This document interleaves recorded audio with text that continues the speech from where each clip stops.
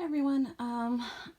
I went on my YouTube channel and I saw that I had a few messages. So I'm just doing a quick video to kind of hopefully answer them. I did reply to that message, but in case it's not clear, I'm just doing this video.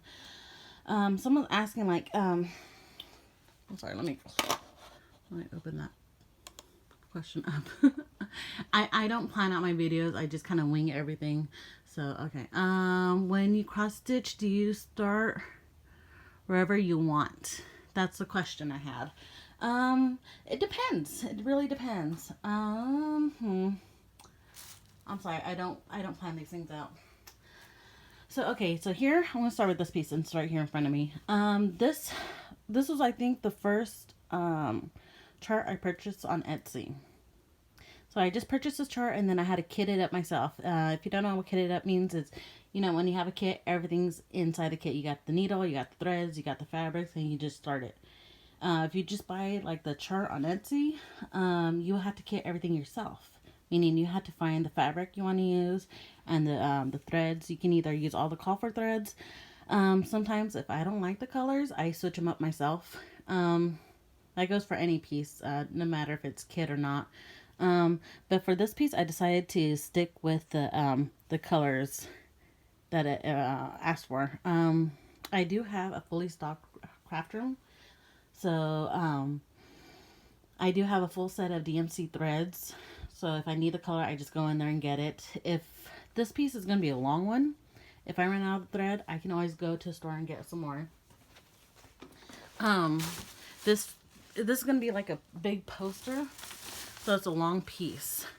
So right here, I don't know if you can see that well. All the fabric is rolled up in there. I want to say this piece, or the fabric piece, is probably 40 inches long. I have a full bolt of ivory 14 count Aida, and a bolt is 10 yards. So I usually reserve that for pieces like this where I know I need a long one. Typically at Michael's, Joann's, or Hobby Lobby, you can purchase one of these. This right here, it's 29 and a half inches by 36 inches. And I have a ton of these. Every time I have coupons or anything and I stop by Michael's or Joann's, I make sure I buy one of these. I don't need it necessarily for a project, but you never know. I like to have these on hand in case, spur of the moment, I decided to start a new WIP. I have plenty of these on hand. So I have about 20 of these, but they're all different sizes, different colors. I have black, I have ivory, I have off-white, I have oatmeal, and a lot of white. And they are 14 count, 16 count, 18 count, and 22 count. So yeah, I always have a bunch of these on hand for my bigger WIPs. So from here, let me see if I can take this off. So I just use one of these pins. They're quilting pins. They're long. But for this, I pin it in there to hold this fabric and to stop it from moving around while I'm stitching. I'll put that over for now. And this fabric, it's long. See that? It's really, really long. Measuring tape. See, I have everything in my craft room, even measuring tape. So this fabric, yeah, it's 46 inches long. It possibly is longer because it's still rolled up back here in the Q-snap. So this is probably closer to 5 feet. It's a really, really, really long piece. I don't think I'm going to use the whole thing for this. But like I said before, I like to work with at least 4 inches on the bottom and the top so I can roll them in my quantum frames. For quantum frames or millennium frames, you do need an extra few inches to put it in the bar to help hold it in there. I did have this on my quantum frame, but I need my quantum frames with something else. So I'm holding it on this for now, and it's working fine. So yeah, I first thing I did with this piece, the fabric, I cut it out from my big bolt of fabric. I put the grid lines on there. So I did the grid lines to know where I can center it. I believe this was wider. It was a lot wider. I believe it's 36 inches wide. But I cut all that off so this can fit on the frame better. And that fabric, I did not throw it away. I have a drawer where I keep my smaller Aidas for future projects. I try to recycle as much as possible. Some fabrics are too small for me to stitch on, so I usually typically give them away. When I sell some stuff, I'll throw it in there like a free giveaway, because I know I might not use it, but I know someone else could use it. So there's this project.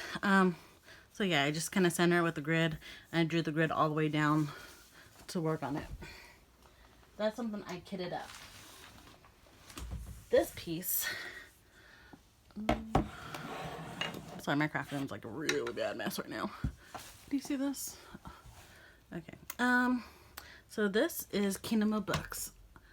I'm sorry, I'm trying to show it, but I have my phone on a stand, and that's how I'm recording. This is a long piece as well. The fabric is 35 inches long. This is a kit. It's a Russian kit. The fabric that came with it only give you like about 1-inch border on each side. And for the quantum frames, I need a lot more border, especially for the top, to roll it in here. Fortunately, my wonderful husband, he was out of town for business, and he found a cross-stitch store where he was at in, I believe it was near San Jose, California. So he texted me, he was like, hey, I'm at the store. Is there anything you want or need? And I was like, yes, Aida. I need a big piece of Aida, whatever the biggest you can find. And this is what he brought me back. So it's just barely long enough. I didn't have a project in mind for it, but I always knew that one day something like this will happen where I need the fabric for something. And I was right. I needed it for this WIP. Because that Aida that came with this kit was not long enough. So now I have this Aida here. I'm stitching on this. I'm almost done. Well, I'm not almost done. What am I kidding? This, it was stitched up pretty quickly. I can't wait to start it again. I just have so many other projects I'm working on right now that I haven't started doing this yet, but I do plan on doing it soon. But this is an example of how I swap out the kit fabric for another piece of fabric because I needed more borders. Okay, let me show you another example of something else. So this was one of those 30 by 36. I'll just say fit on my desk right now. Whoops. Oh my goodness. I'm sorry. I did not plan these videos. I just kind of go. I'm sorry. So this one. This is a Harry Potter stitch along. I dyed this fabric myself. But when I started stitching this, I started doing it the way that the chart said. But if you're a part of the stitch along, you see that everyone is doing it differently. And I decided to change a few things. One person came up with a new castle. They had a new castle design. So she was nice enough to share it with the rest of us. So I have a copy of that. I'm going to redo this. The owl, I want to redo it. I'm pretty much just going to add a back outline, back stitching to it. The colors here for the house colors, I'm not really happy with it. I think I'm going to switch it. This is fine, but instead of frogging all this and starting it and doing it again, I'm just going to move everything down and I'm going to start stitching it here. This piece, since I kitted this project myself, I used a big Aida. I did the grids so I know where to center it at. I know how long this piece is. When I decided to change all this and go a different direction with this piece, luckily I started near the top and I've already counted down. I can actually restart it using the same piece of fabric. So I'm going to have a few inches here and start it again down here with all the new designs. I am going to frog all this. When you frog something, there's a bunch of little holes. It doesn't look pretty up here. So I think when I'm done stitching, when I unfrog all this, I'm just going to stop it right there and just cut it off and cut my losses. So yeah, because like I said, because I kitted this myself, I can start here and keep going down. So yeah, I do. So hopefully this answers that question. Do you start stitching wherever you want? When I kit everything up myself and use my own fabric, yes, I can start wherever I want. Here's one piece. I've actually done this chart twice, and I use the same fabric. And I had it on a frame. Hold on one second. Let me grab the other piece. So this is the same piece of fabric. I already cut it off. So here's the top part. The first one, this one's done. I just need to iron it out to take off all the pin markings and then frame it. And this one is the second one. I had it. See, I cut it right there. And it was the same fabric. So I decided to do two of them. I decided to use the same fabric. I just scrolled it, moved down the scrolls, the frames, and I just started stitching it. Like I said, if I have the grid on there, I know where to start. I know how far of a space. See right here, I gave myself enough space to have a top and bottom border. If you see right here, this is a bigger border space right here, because this is the first piece I started. I always start from the top left-hand corner. So I needed more of a border space up here for my quantum frame.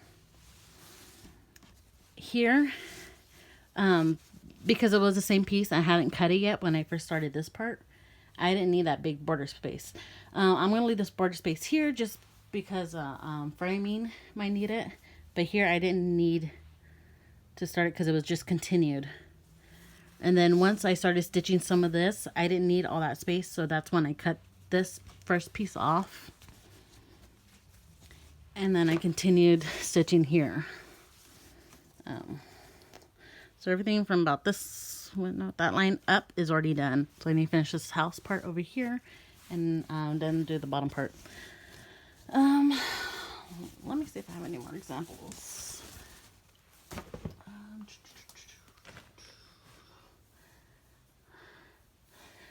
I don't think I have any kits that I've recently started. Other than that one.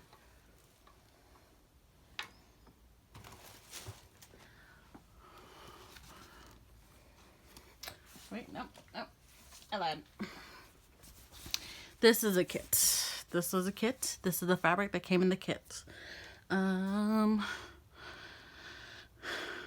think for this piece, because it was a kit and it's a fabric from a kit, I fold it over in half. I found the center. Then I folded this way in half. And, and that's how I found the center lines. This is how I used to grid. I used thread in the beginning. And then I moved over to the fishing line. And then I moved on to, first it was the water-soluble pins. And then I moved on to the friction pins. That's my evolution of gridding. So once I find the center, I do the grid. Once I have the grid, I know how to center my stitching. And then I stitch it. I started this piece 5 years ago. So, no, 6 years ago. It was just before my son was born. So he's about to turn 6 in a few weeks. So I was pregnant with him when I started stitching this piece. I haven't really stitched on it since. I will finish this one day. Today's not that day. So that's that. yeah. So pretty much a cross stitch, it gives you the freedom and creativity to start wherever you want. The designers do a fabulous job of making the pieces, so you can start wherever you want. Especially when you have your own fabrics. I have my own stash, so I have plenty of fabrics to choose from. I do suggest, if you want to get some of these, and just have them on hand and keep them, so whenever you're ready to start a project, you have a few of these. Coupons are a great idea. On the app, Hobby Lobby always has 40% off. Michael and Joann's, every week they have new coupons that come out. Just keep an eye on some of those. And also know the rules for the coupons. There are rules, like, I know I haven't really been to Michael's or Joann's in a while, so I don't know if any rules have changed. But Michael's, they used to have only 1% off coupon per transaction. So if you had a coupon, like 40 or 50% off one item, you can only use one of those per transaction. But they usually have coupons for like 20 or 30% off your entire purchase, including sale items. They have those quite often. Take advantage of those.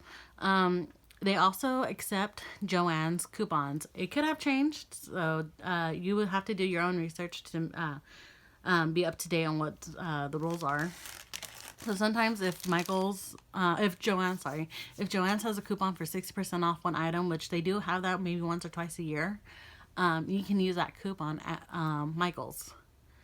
One thing at Joann's I love is that you can use all the coupons in a single transaction, meaning all the coupons you get from the app, the website, the mail in stuff, the emails, you can use all those coupons in one transaction.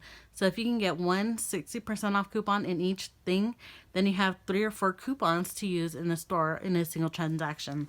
Not every Joann's has the size. They have usually the smaller size Ada, but well, at least my Joann's here does. My Joann's back in California, they used to have these in stock all the time, and I would stock up on these whenever I had those coupons available.